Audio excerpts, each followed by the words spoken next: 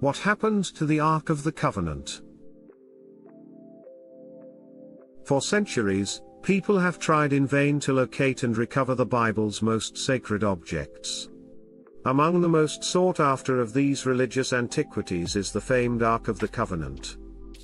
This legendary artifact is the ornate, gilded case that was built some 3,500 years ago by the Israelites to house the stone tablets on which the Ten Commandments were written by God Himself. Biblical accounts describe the Ark as large, about the size of a 19th century seaman's chest, made of gold-plated wood, and topped with two large, golden angels with spread wings facing each other.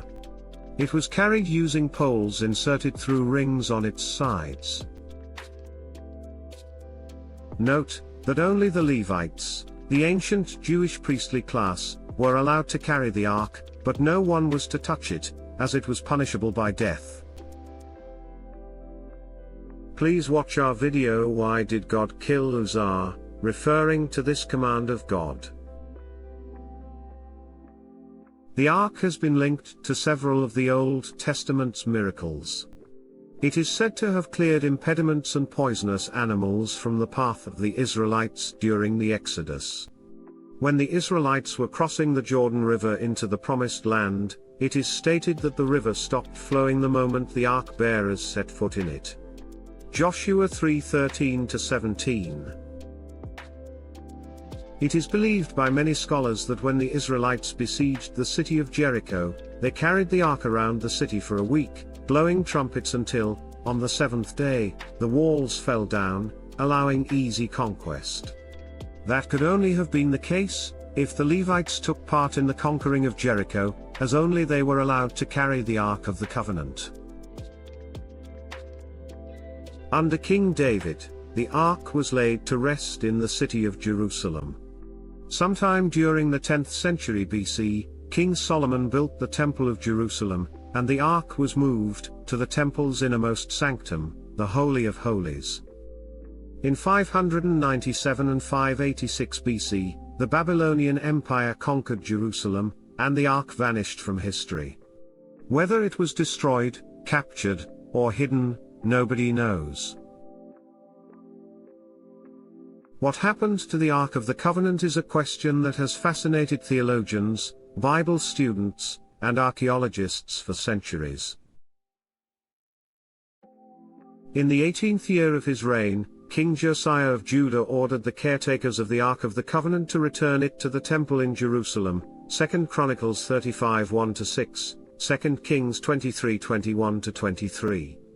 That is the last time the ark's location is mentioned in the scriptures. 40 years later, King Nebuchadnezzar of Babylon captured Jerusalem and raided the temple. Less than 10 years after that, he returned, took what was left in the temple, and then burnt it, and the city to the ground. So what happened to the ark? Was it taken by Nebuchadnezzar? Was it destroyed with the city? Or was it removed and hidden safely away, as evidently happened when Pharaoh Shishak of Egypt raided the temple during the reign of Solomon's son Rehoboam? Evidently, because, if Shishak had managed to take the ark, why did Josiah ask the Levites to return it? If the ark was in Egypt, as the plotline of the movie Raiders of the Lost Ark suggests, the Levites would not have possessed it and therefore could not have returned it. Interestingly, Revelation 11:19 mentions the ark as being in heaven. Then God's temple in heaven was opened, and within his temple was seen the ark of his covenant. And there came flashes of lightning, rumblings, peals of thunder, an earthquake and a severe hailstorm. This verse has led some to speculate that the ark was taken up to heaven to be preserved there.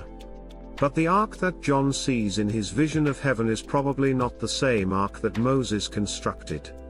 We know that the articles in the tabernacle were copies of the heavenly things, Hebrews 9:23, and that the sanctuary itself was but a copy and shadow of what is in heaven, Hebrews 8:5.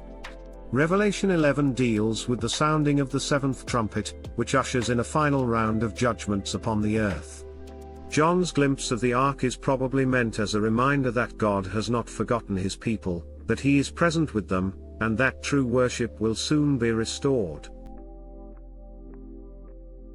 The non-canonical book of 2 Maccabees reports that just prior to the Babylonian invasion, prophet Jeremiah, following a divine revelation, ordered that the tabernacle and the ark should accompany him, and he went off to the mountain which Moses climbed to see God's inheritance, that is Mount Nebo. Deuteronomy 34:1.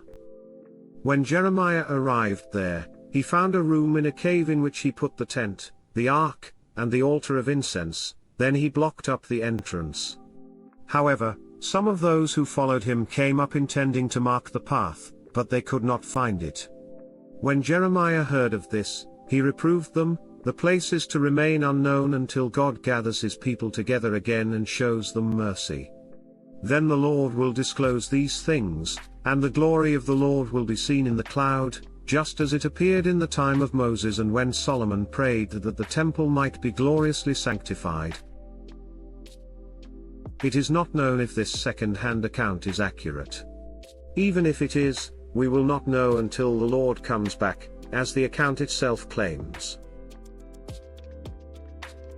Other theories concerning the whereabouts of the lost ark include Rabbis Shlomo Goren and Yehuda Getz's claim that it is hidden beneath the Temple Mount, having been buried there before Nebuchadnezzar could steal it away. That belief first motivated the Knights Templar to do the digging under the temple's ruins, but no holy treasures had been found by them.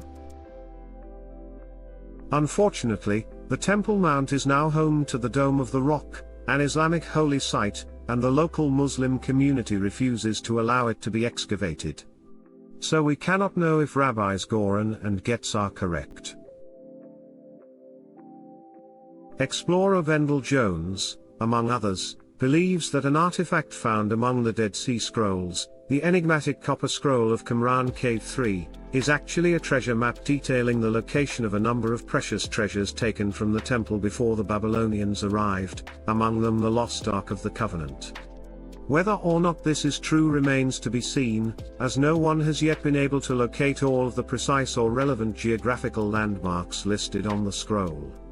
Interestingly, some scholars speculate that the copper scroll may actually be the record referred to in 2 Maccabees 2:1 and 4, which describes prophet Jeremiah hiding the ark.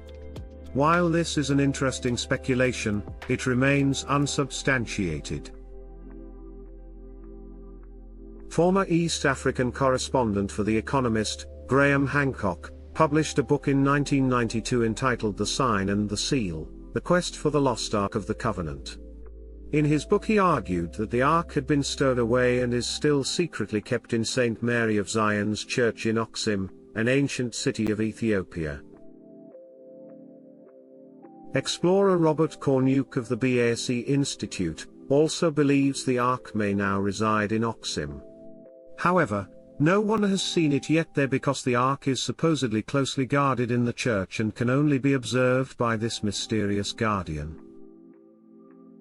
Similarly, archaeologist Michael Sanders believes the ark is hidden away in an ancient Egyptian temple in the Israeli village of Jeharia, but he has yet to actually find it there. A doubtful Irish tradition maintains that the ark is buried under the hill of Tara in Ireland. Some scholars believe that this is the source of the Irish pot of gold at the end of the rainbow legend. There are also the claims of amateur archaeologists Ron Wyatt and Tom Crosser. Wyatt claimed to have actually seen the lost Ark of the Covenant buried under Mount Calvary, Aramaic name of which is Golgotha. And Crosser claimed to have seen it on Mount Pisgah near Mount Nebo, the sacred mountain in Jordan, believed to be the one from which Moses gazed upon the Holy Land before his death. Neither of these pseudo-archaeologists has been able to substantiate their claims with any tangible evidence. In the end, the ark remains lost to all but God. Interesting theories like the ones presented in this video continue to be offered, but the ark has yet to be found. The writer of 2 Maccabees may very well be right. We may not find out what happened to the lost Ark of the Covenant until the Lord himself returns to show and tell us all we want